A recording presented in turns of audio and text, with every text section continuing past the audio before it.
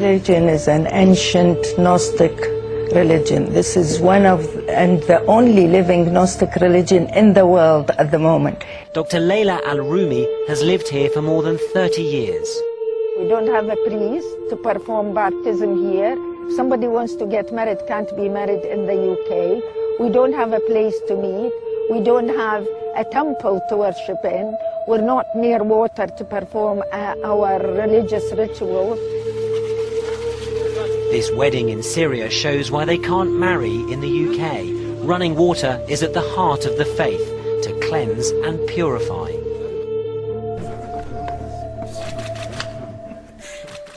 Pope Benedict XVI this morning received Grand Master Fra Matthew Fasting, head of the Sovereign Military Order of Malta, which has as its specific mission defending the faith and service to the suffering. This is one of the most ancient Catholic orders, having been founded in Jerusalem around the year 1048.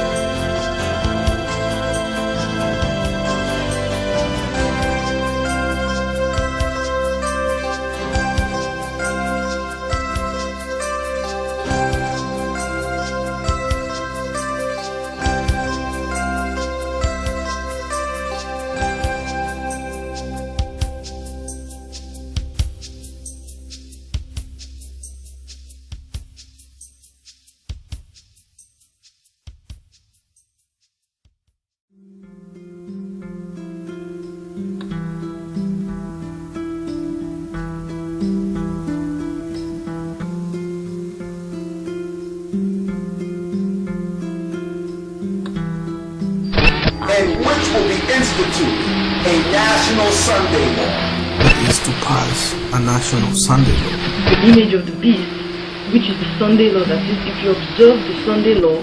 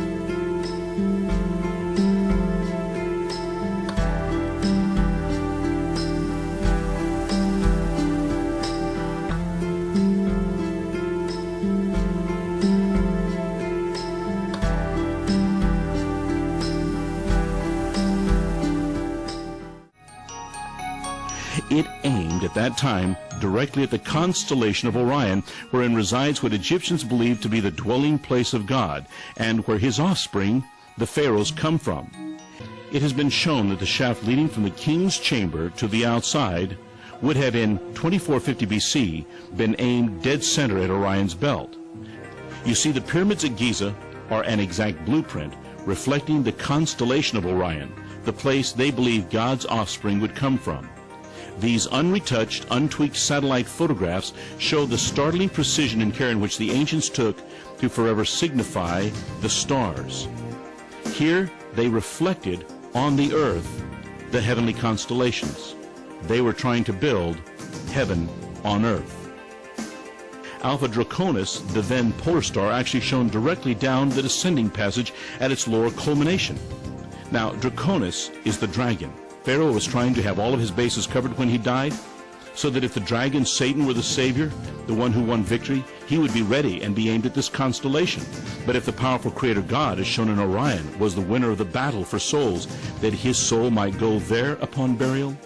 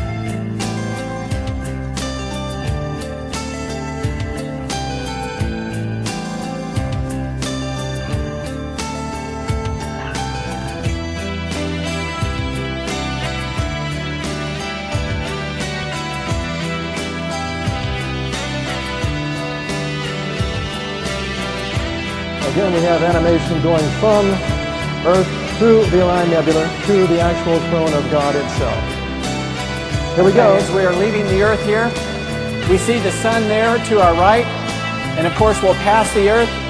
Now approaching the sun, and you can see the Orion Nebula there past the sun. As we pass the sun, we're probably going over 100 times the speed of light, of course, in this animation. And approaching the Orion Nebula itself, of course, in order for this to be actual real time, the individual stars of the Orion Nebula will be passing at different times because they're at different distances from the Earth. But it's actually in the sword of Orion, the star of the sword of Orion, that is the Orion Nebula. We're approaching it here, coming closer, coming closer. The Orion Nebula is 1,500 light years from the Earth. That cavern that we were just talking about is actually 100 light years wide. You go into the center of that cavern. We're circling around the trapezium cluster here. This is actually something you can see with a home telescope if you're interested in looking at it. You won't see the nebulosity, but you will see the trapezium. Going through the trapezium, through the continuing past the trapezium. This is, of course, animation depicting what it might look like, of course, as we come to the area that, as Christians, we would call heaven, to the throne, the city of the New Jerusalem.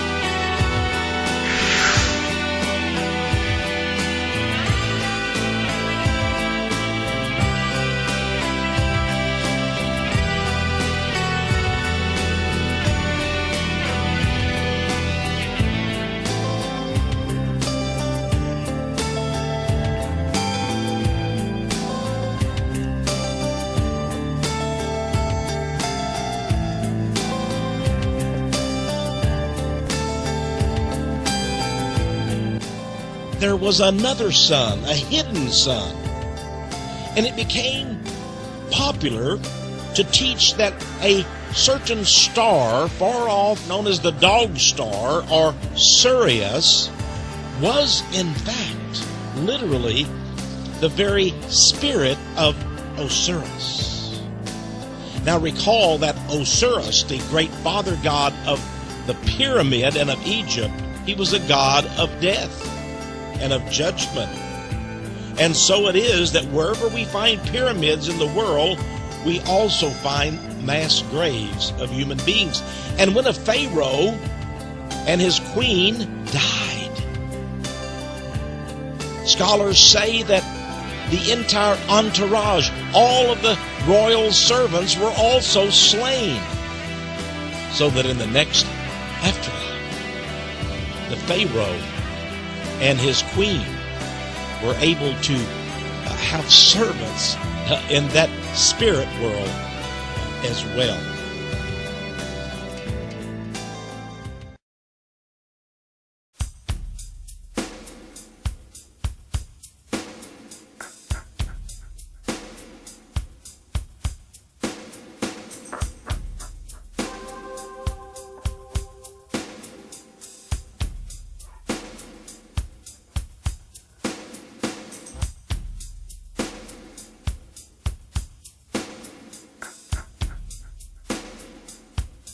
If we want to study death, of course, we need look no further than Meso, Central and South America, where thousands were sacrificed in blood rituals. The Pyramid of the Magician is one of the most sacred places in the world to witches and pagans to this very day. Modern high priest in the ancient Mayan gathering, armed with knives, killed live victims and cut the hearts out of their very bodies as they lay on stone altars. It is said that the ziggurat of Mesopotamia and the Mayan, Aztec, and other temples of the Americas were the places where the summit or the meeting place of gods and the high priest took place. Deities and mortals. And in Babylon, the Great Pyramid was known as the Gate of the Gods.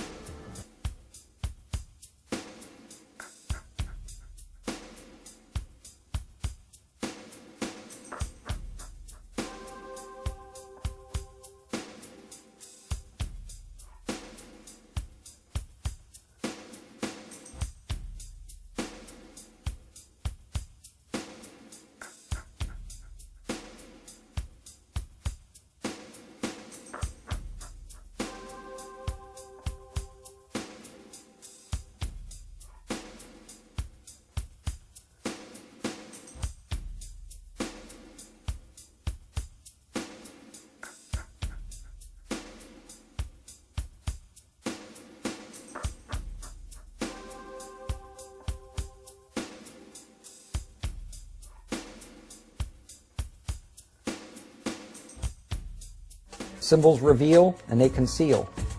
And that's why they're used and that's why they're so important. They reveal to those who have eyes to see and ears to hear. And they conceal from those who do not have the eyes to see or ears to hear. In the book, Masonic and Occult Symbols Illustrated, we find this quote from Masonic author Charles G. Berger, who says that symbols came to have two meanings, the esoteric and the exoteric. The esoteric meaning was the true or original meaning, understood only by a few and closely guarded by them.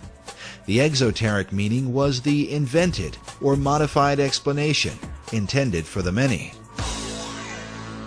This practice dates back to ancient Egypt and is explained by Dr. Robert Hieronymus, a member of a secret society called Co-Masonry, and author of the book Founding Fathers, Secret Societies. As with all secret societies, you have levels, and if you're on the lower levels, you don't even know they're upper levels. They don't even tell you. You bump into it by accident, or someone comes along. Now, in Scottish Rite, that's something different, because they know that there's a. But before then, in basically secret societies, such as let's go to ancient Egypt. To the ancient Egyptians, the priest would tell the serfs, the guys that tilled the land, they would say, the sun is God. Okay? And so they accepted that very low-level interpretation, all physical. That's not what the priest believed. What the priest believed, there was a second level. The priest believed that, no, the physical sun is not the supreme being. It's the spirit which flows through the physical sun that is the supreme deity. However, there was another level, and the priests didn't even know it. It's those that were involved and elevated to if I would have told you this 15 years ago, I might have gotten shot. But this is now, I'm so glad now that this is easy to talk about. The third level, which is a higher level of understanding, said, nope, it's not. That's not the sun. The sun is not the supreme deity.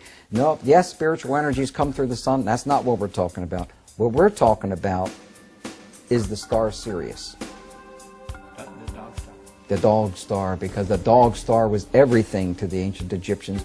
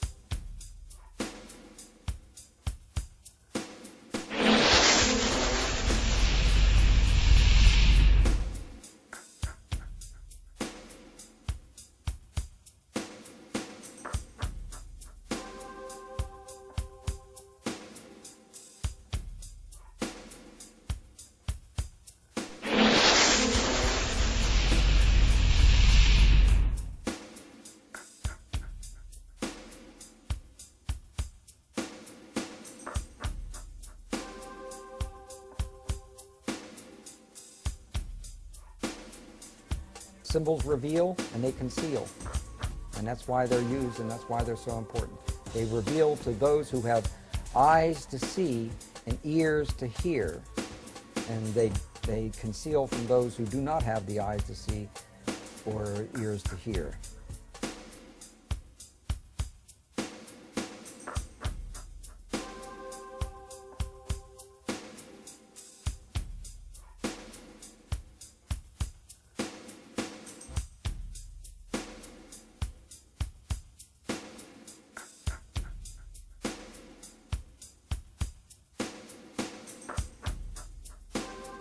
Symbols reveal and they conceal.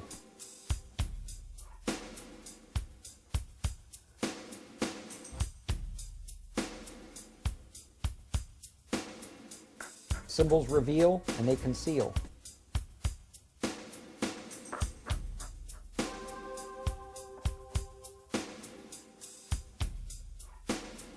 Symbols reveal and they conceal.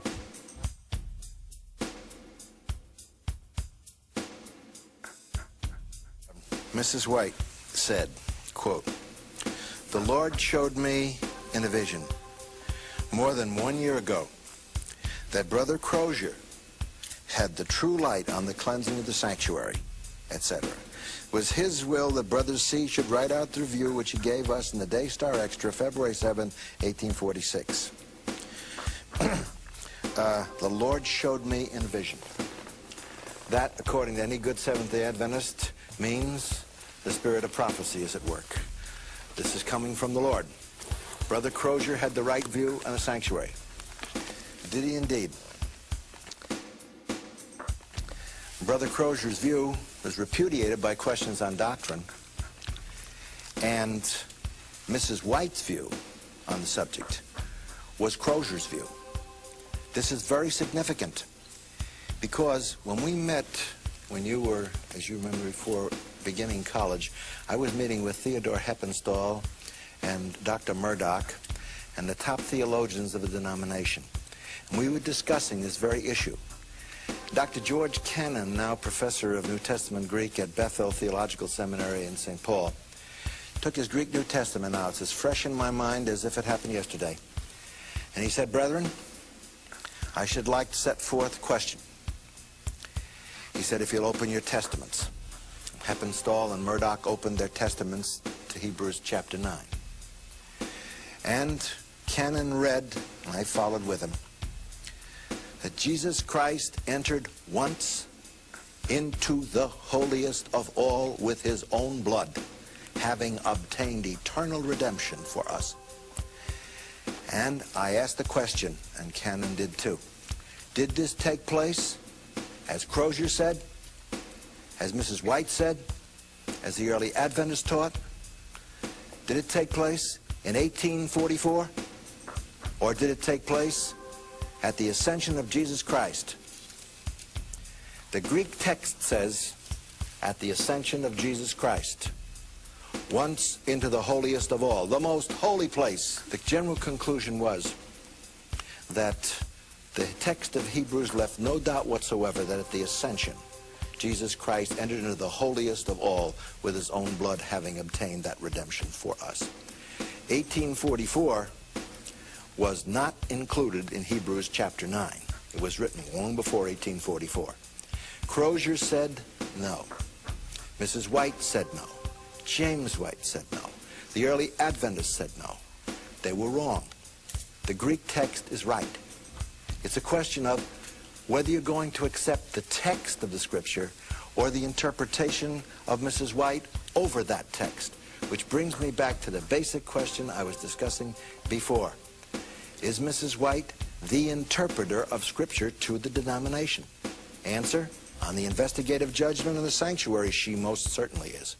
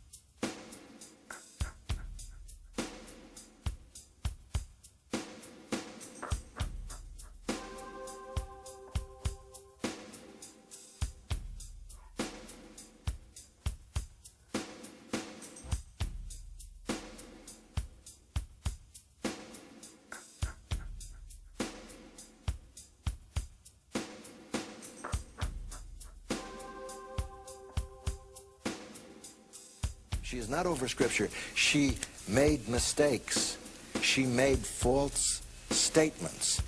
Mrs. White made a statement that I think every Seventh-day Adventist ought to know and memorize.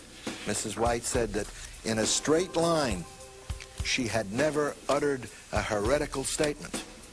She said that clearly. I never uttered a heretical statement.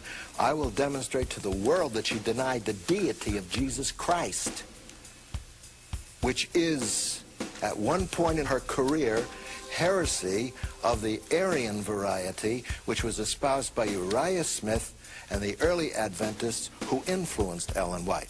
Later, she smartened up and she said this is wrong, and thoughtful Seventh-day Adventist scholars just expunged it. The way Arthur White goes through with his little pen and removes sections from your documents and ellipses. I'm collecting right now a whole series of Arthur's little pen and the things that you've changed through the years. It's scary to see things Seventh-day Adventists don't know are going on, things that are being taken out of Mrs. White. Mrs. White at one time denied the Trinity, and the deity of Christ. Mrs. White at one time was vigorous in affirming doctrines which she later turned around 100% and repudiated. When she was writing that you shouldn't eat pork and lobsters and crabs, she was munching on oysters, and there were eyewitness testimonies of that. Mrs. White was far from the prophetic voice that is being manifested in Adventist, contemporary Adventist literature. I also think, as Newsweek magazine indicates, she borrowed from people without stating it. And if you're familiar with the Foy vision at all, you know that she plagiarized from Foy chapter and verse, line upon line.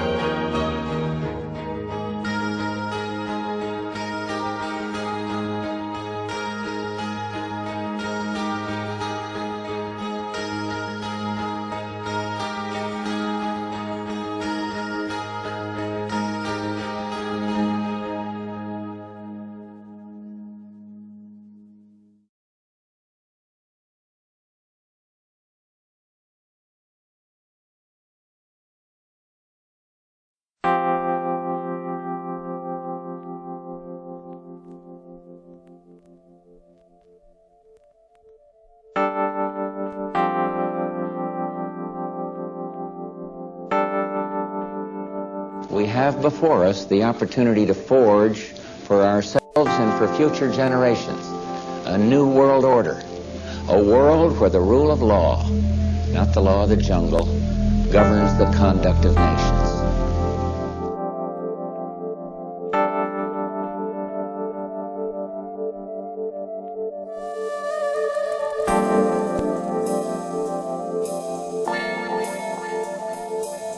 And I personally appreciate the work of the Seventh Day Adventist Church in promoting religious freedom, not just here, but around the world. I am particularly proud to join you in supporting the Workplace Religious Freedom Act. When I think of what a good and decent society should look like, I imagine one in which the government does not hinder faith. Honored to join all the members of the Seventh Day Adventist Church as you look back on your first 150 years and look forward to many more. From its beginnings, America has recognized the contribution of faith. We do not impose any one religion. Instead, we welcome all religions. We do not prescribe any prayer. We welcome all prayers. We respect every creed. We honor the diversity of our country and the deep convictions of our people. This is the tradition of our nation. That's what makes us Americans. The Seventh Day Adventist Church has enriched America.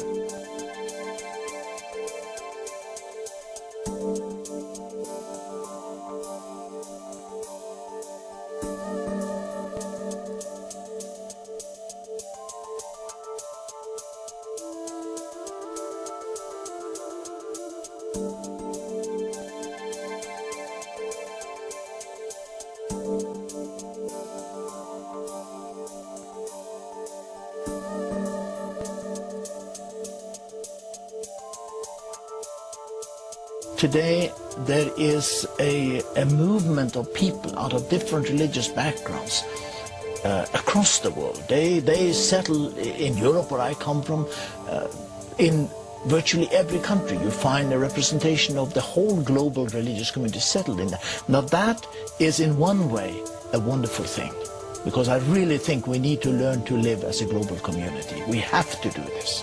So I think it's very good. We need to understand each other's religious value and have time and patience and tolerance for each other.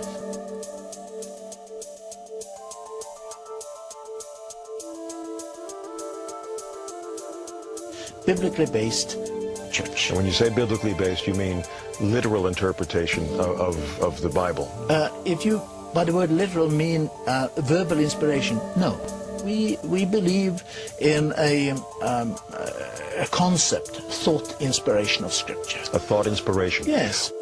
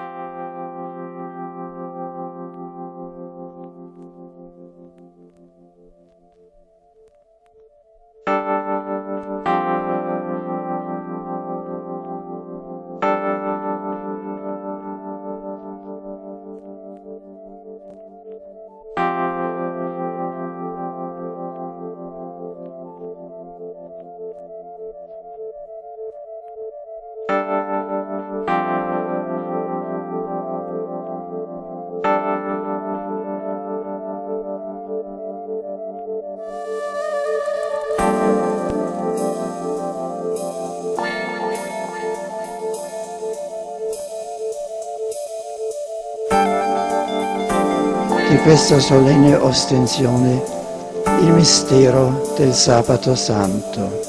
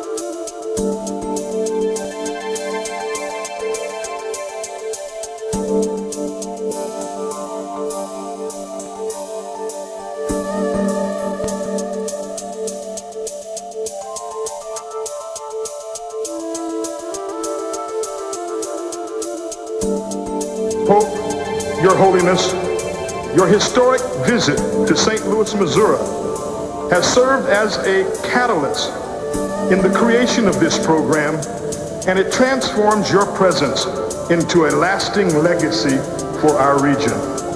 Today, to you this proclamation announcing the creation of Faith Beyond Walls. Your commitment to improving interfaith relations has fostered an environment wherein the spirit of collective faith, positively action, can thrive. In addition, we also present you with this banner, the emblem of Faith Beyond Walls. We hope and pray that it will inspire interfaith communities around the world to focus their efforts on improving health and the quality of life for all humanity.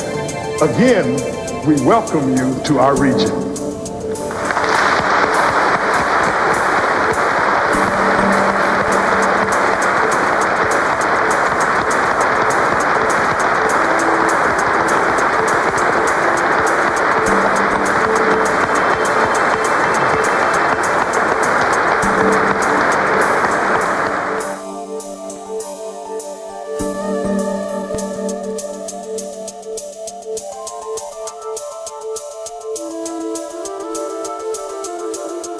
Is more, but I will mention these three, the most important ones, in dealing with one special area, prophecy. They were assigned to deal especially with prophecy, with the purpose to do two things at least: to cover up any prophecy relate to the origin of the Antichrist, relate to the Antichrist, and relate to the papacy, relate to the Antichrist. And second, to cover up any idea that the Roman Catholic institution was never a Christian church, as I pointed out before. What that means is to make possible in Bible commentaries and church history that the Roman Catholic institution always will appear as a Christian church fallen in apostasy, and then we need a renewal, That was the idea that Rivera, Alcázar, and La Cruz tried to trace. Among other things, they tried to implement the idea that most of the prophecies of the book of Revelation were already fulfilled by the time of Nero. What that means is that don't worry about prophecies today, don't worry about the Antichrist, don't worry about a one-world government, don't worry about nothing like that. Yes, that's correct. The pressure for Sunday in the future is an issue. Is that a product of the judgments, or what do you know about that? Well, what I know is this, that even the Seventh Day Adventist denomination has been placed under the greatest setup and a real setup of all the history of the denomination. How the denomination has been set up and their keeping of the Sabbath is this. The Roman Catholic institution already, and this is why you have Biocochi and some other elements within the denomination, there already has been even and condecorated by the Vatican concerning their work. And actually, the Roman Catholic institution is preparing the greatest surprise of them all, because it's not going to be even Sunday that they are going to be after. It's going to be Saturday, and you will see why. The reason of this is when already Catholicism came about with the idea during the Vatican Council II that a Roman Catholic Mass that was only to be performed on Sundays as to be the only valid Mass for Roman Catholic. Even if they go any other day, Saturday, Friday, there was no valid a Mass for their obligations. Now, during the Vatican Council, the second session, suddenly the whole picture changed, and you know what for. The whole picture changed and said, now Saturday Mass is considered to be valid Mass as Sunday Mass. But that means not only that, more than that, Saturday Mass can replace Sunday Mass. But it's the Protestants, yes, not the Jesuits that appear to be pushing for the Sunday, for national Sunday law. Yes, actually, this is to trigger a reaction to really make you for a cover-up. The issue here is not even Saturday, is not even Sunday. The issue here, whether it's Saturday or Sunday, the issue here is the person of the Antichrist. You see, in matters of days, right now, the conflict is being utilized, the struggle between Saturday and Sunday is being utilized more for the benefit of Roman Catholicism than even for the benefit of the Christian Church. And that is how it has been exploited, to the point that already the Vatican approved, listen to this, approved the publication officially of Biocochi, see, and dealing with from his book called From Saturday to Sunday. Now, if the Vatican go as far as approving a publication as such, what do you think that is happening? They are trying to gain the sympathy, they are trying to gain the light, and they are trying to gain the entire denomination as they have gained the Pentecostal, as they have gained the Protestants through different other issues. Nevertheless, they touch every other issue except the real issue. Through any other issues, like the tongues business, the charismatic gift, you see, they are dealing with their things where nobody can see what is behind. In other words, they cannot openly see any evil, because you will see the Vatican as a good, in a good position, a renewal position, say, yes, we recognize that we did wrong, we changed from Saturday to Sunday, and we admit this, and we're going to do something about it. The Vatican Council did it. You see, we are going to incorporate now officially the Mass on the day of Sabbath. You do not see that the issue in prophecy is one day or the other. The issue in prophecy is more than a day. It's more than a day. The issue in prophecy is who and where is the Antichrist now.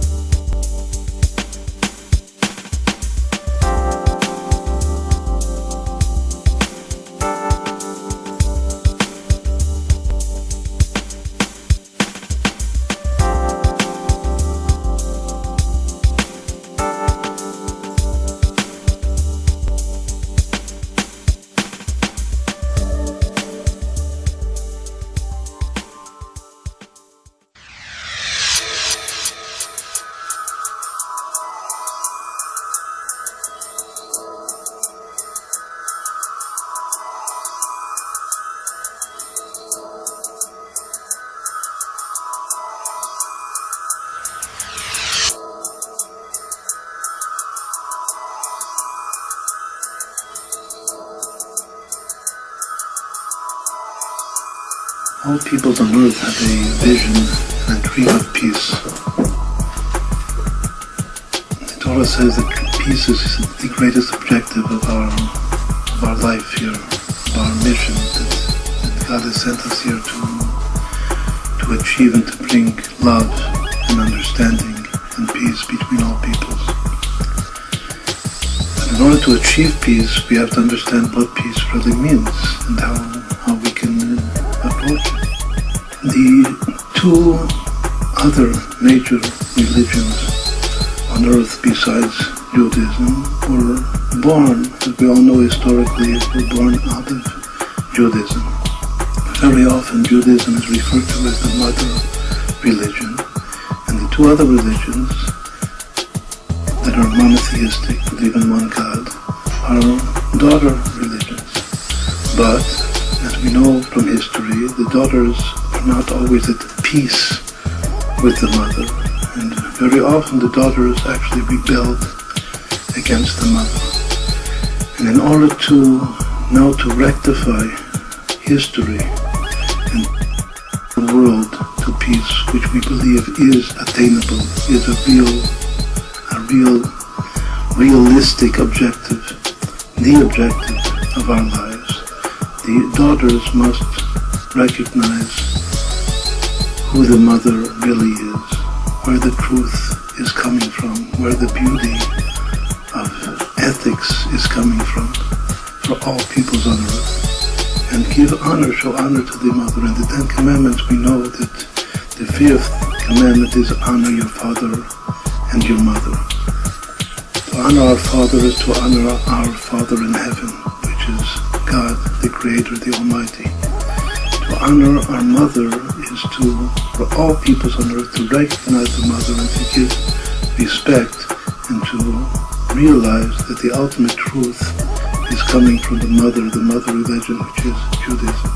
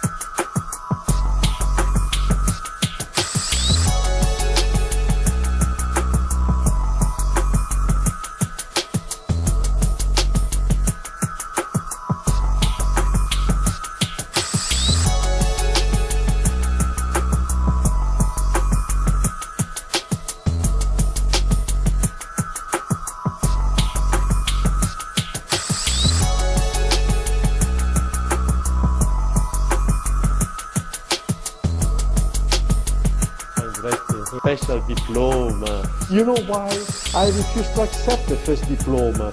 When I looked at the first diploma, which was a small piece of paper, in the opening statement, I saw it read that I had signed the Catholic profession of faith, which was not true.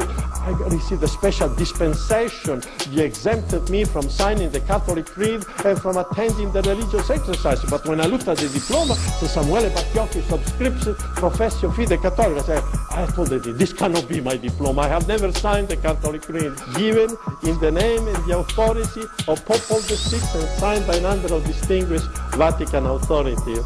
I also received a special academic regalia. Some of you may have seen me wearing it a few times. I think I wore it 4 times in 26 years of teaching at Andrews. I don't like to wear the outfit. I feel very uncomfortable because I look like a bishop. If you have never seen what an Adventist bishop looks like, this is a picture of one. The Hierophant, the tarot card of the Hierophant. Let's talk about him for a minute. The Hierophant teaches matters of faith, religion, belief, and morality. He is a wise teacher, full of esoteric and occult knowledge. He aids in understanding the occult mysteries. He holds the key of transformation.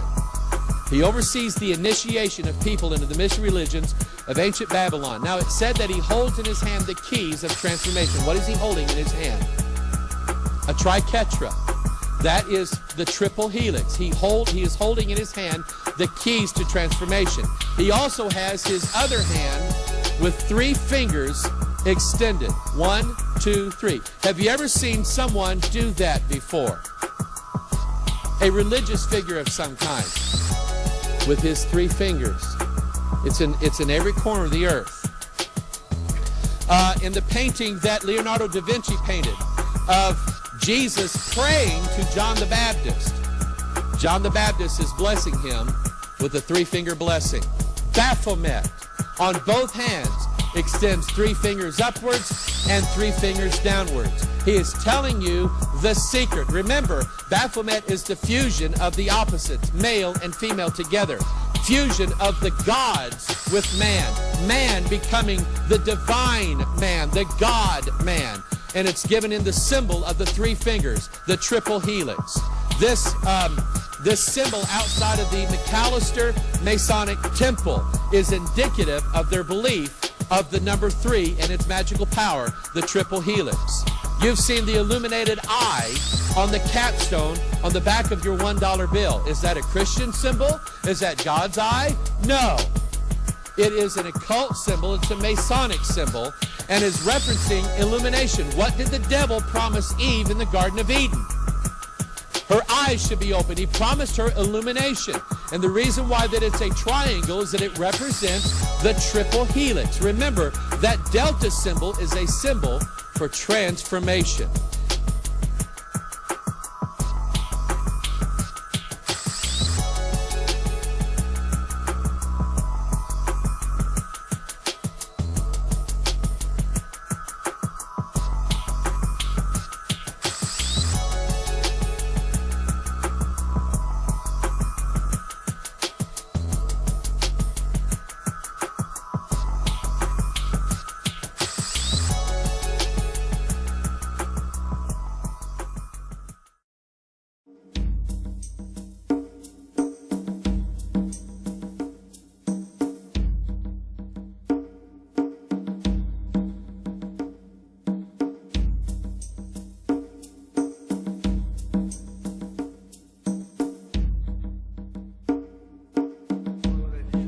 In March, Benedict XVI met with a group of Jewish leaders from the chief rabbinate of Israel. During the meeting, the Pope reaffirmed the Church's declaration Nostra Aetate of the Second Vatican Council, which outlines dialogue between Catholics and Jews. Benedict XVI noticed that according to the Nostra Aetate Declaration of Vatican II, the acknowledgement of the rich common spiritual patrimony makes dialogue necessary and possible.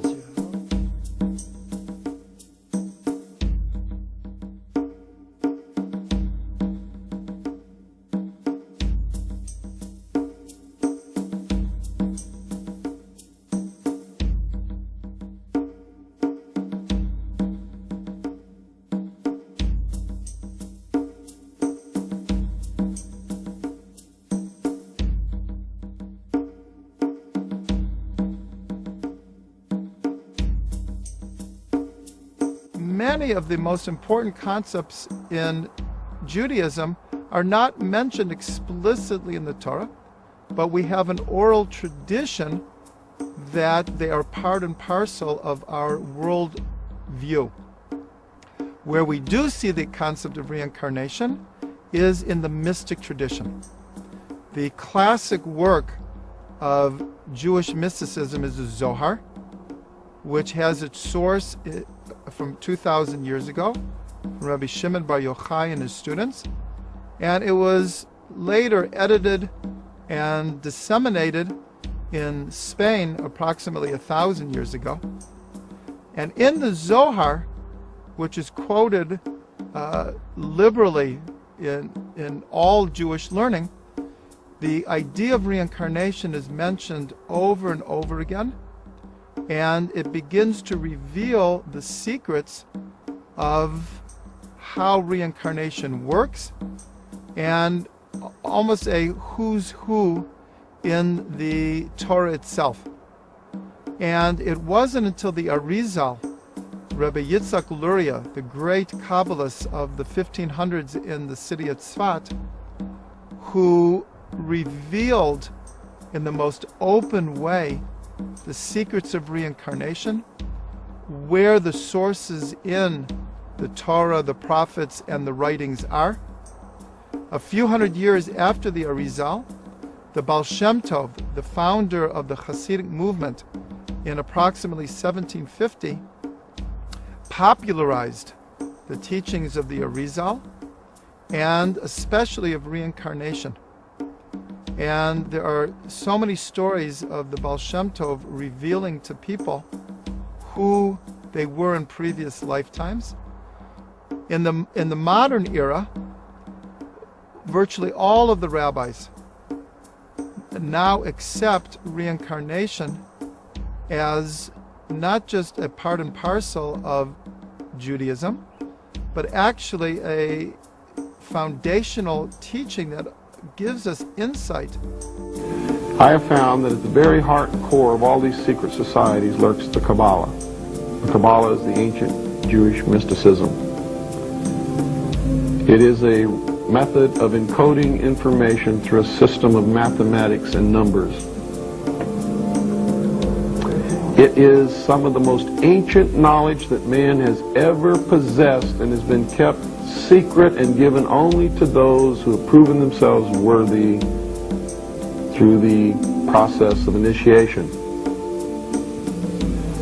Nobody knows where it comes from. I can tell you this, it was there long before the Jews came along. The Jews just took it and preserved it, and they passed it down, and it's used by everybody. Because it's at the heart and core of the secret knowledge, the metaphysics.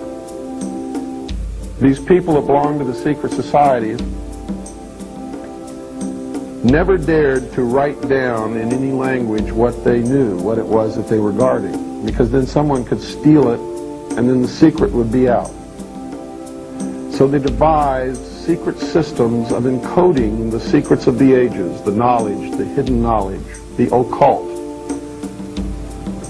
So they took this knowledge and they made it occult through a system of encoding, encryption, one of which is mathematics, numbers. Another is architecture. Everybody wonder, why do they have a fraternal organization called the Freemasons? Aren't those the guys that build walls? You bet they do. But every wall they build contains the secrets that have been kept and maintained throughout the ages, and it's encoded in the architecture and in the measurements of the buildings and in the mathematical formulas used to derive the geometry, the shape, the length and breadth and height of rooms, all encoded there.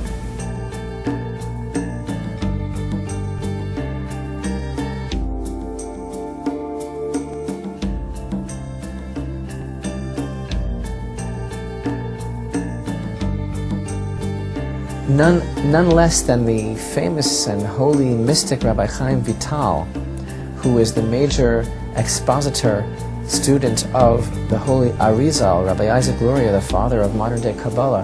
Rabbi Chaim Vital specifically states, when he's speaking about attaining levels of prophecy. And he speaks in one of his mystical works about the levels of preparation and cleanliness and purity that a person has to undergo in meditative states and in working on all sorts of aspects of self-mortification or refining the character traits in order to become a vessel to receive proper prophecy. Rabbi Chaim Vital states that this applies to non-Jews as well as to Jews.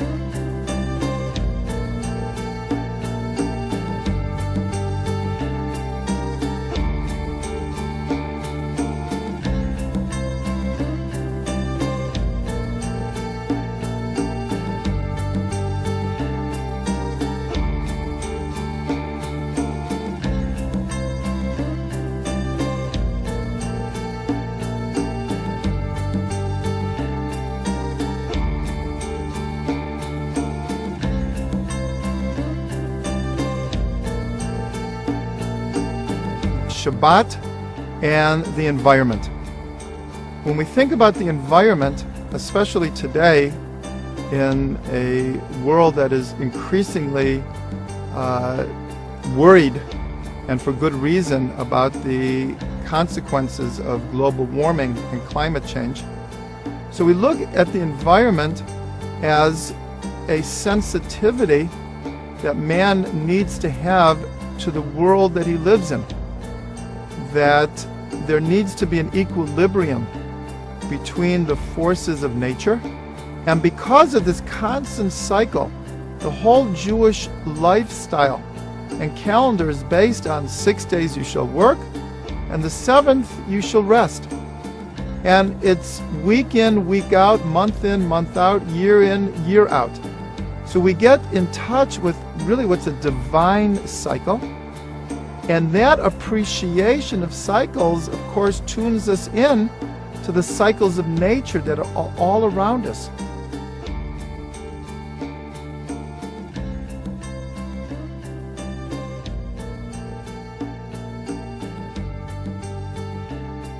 God gave us this world to look after. And he said, I put you as masters over this. I want you to care for this.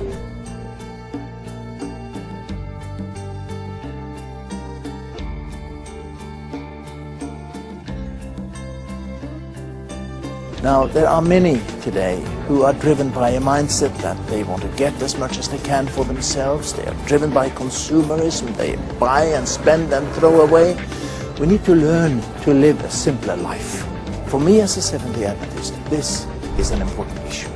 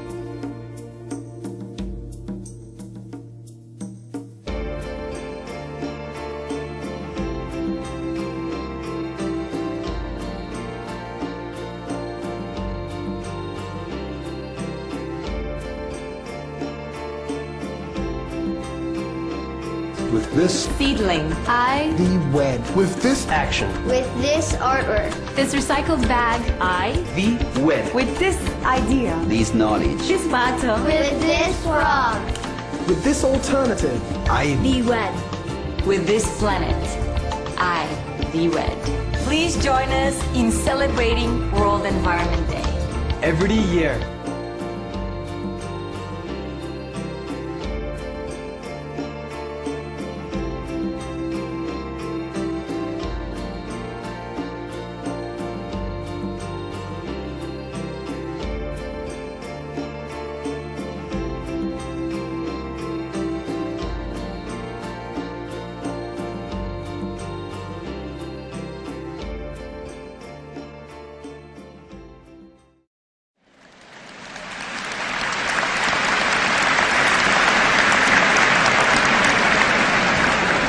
I have the great privilege of reading a letter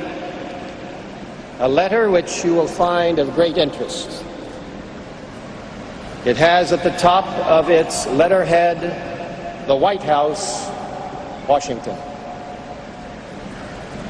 I send warm greetings to those attending the 59th session of the General Conference of Seventh-day Adventists. Throughout history, faith has shaped our philosophies, our perspectives, and our lives. It has helped us find the vision to see the world as it is and the strength to address the most challenging questions of our time. It also brings us together to feed the hungry, comfort the afflicted, make peace where there is strife, and lift up those who have fallen on hard times. As we face the challenges and opportunities of this unique moment in history, may faith move us to unite in common cause, to serve our fellow brothers and sisters.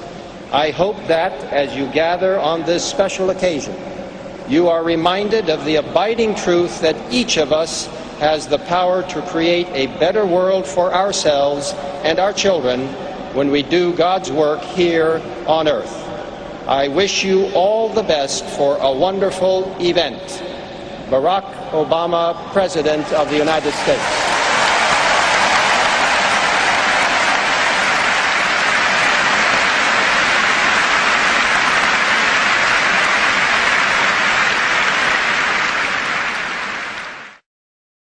Blessed is he that readeth, and they that hear.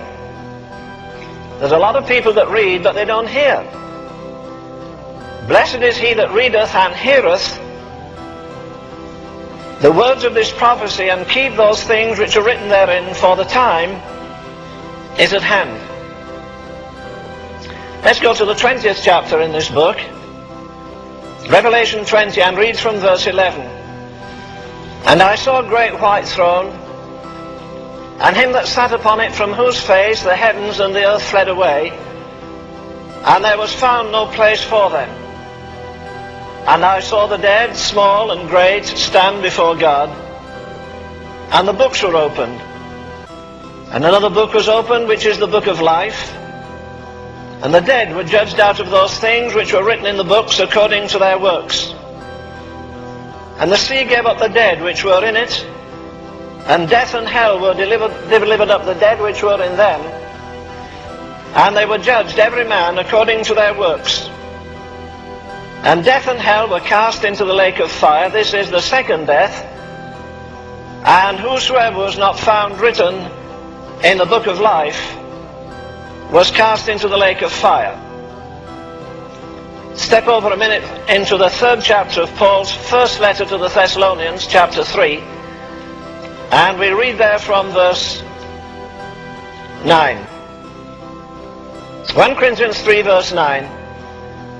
For we are laborers together with God, ye are God's husbandry, ye are God's building.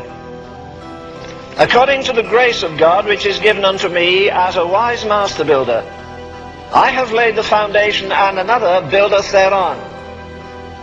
But let every man take heed how he buildeth thereon. For other foundation can no man lay than that which is laid, which is Jesus Christ. Now if any man build upon this foundation gold, silver, precious stones, wood, hay, stubble, every man's work shall be made manifest, For the day shall declare it, because it shall be revealed by fire, and the fire shall try every man's work of what sort it is. If any man's work abide, which he buildeth thereupon, he shall receive a reward. If any man's work shall be burned, he shall suffer loss, but he himself shall be saved, yet so as by fire. Now, back to Revelation chapter 20 again. I saw a great white throne, typical obviously of purity, and him that sat upon it. Now we read these things and they kind of slide over our minds, but listen to the awesomeness of this. From whose face the heavens and the earth fled away, and there was found no place for them. And I saw the dead, small and great, stand before God, and the books were opened. But here the great men, the rich men, the mighty men, the rulers, I saw the dead, small and great, every king that's ruled over England, the caliphs of Baghdad, the maharajas of India, the millionaires, the billionaires. They're all going to stand one day. Can you imagine it? At the judgment seat of Christ, to give an account for the deeds done in the body. Well, of course, if you have a judgment, you must have a judge. This is what? This is the King of Kings, and he's the Judge of Judges, and it's the Tribunal of Tribunals, and there's no court of appeal after it. The verdict is final. There'll be no biased judgment. Two people at least have said to me this week, there is no justice in the earth today. Maybe there isn't. But I hang on to a word that says, shall not the Judge of all the earth do right? The Apostle Paul got a picture of Jesus, not with a lamb in his arms, not like the stained glass windows in our so-called cathedrals, where Jesus looks pathetically feminine. He sees Jesus and he says, here he is, he's the King immortal, invisible, the only wise God, to whom be praise and glory forever. So we're going to see the King of Kings. He's the Judge of Judges in the court of courts. In the final tribunal, there is no tribunal after this. This is finish. Listen, when you see Jesus, you're not going up and say, hey buddy, I'm glad you died for me. When you see Jesus, you'll be almost paralyzed with fear unless you had a glorified body and a glorified mind. It says his hair is as white as snow. His feet are like burnished brass. His face is like the sun in its strength. His eyes are living coals of fire. His tongue is a sharp two-edged sword. And here is John, who used to lean his head on the bosom of Jesus and hear that divine heartbeat.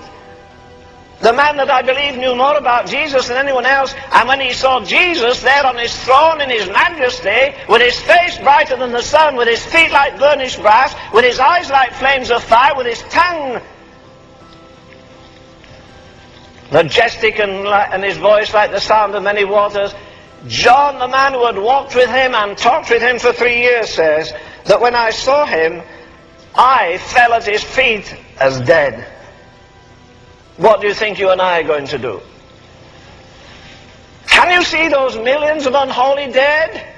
All the criminals that ever lived, every prostitute that ever went on the tour? Can you think of all the men who make millions out of pornography?